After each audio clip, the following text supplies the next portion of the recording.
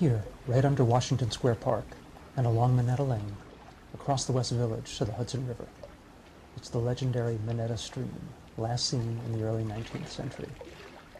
Downtown, just a couple blocks east of City Hall, between Spruce and Frankfort, and a few blocks north along Center Street between Duane and Franklin. These were the Great Lakes of colonial Manhattan. Turns out there's water everywhere beneath the bustling streets of the big city, so watch where you step. Now it's all been paved over and built over time and again, and to this day, every time there's new construction that requires a new, deeper excavation, the engineers and architects turn to this 1865 map by Egbert Villet, New York City's engineer during the mid-19th century.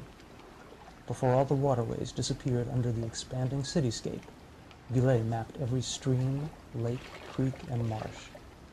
No longer visible from what we think of as ground level, we still hear the rumors every now and then about access to these pre-colonial swimming holes from certain downtown basements.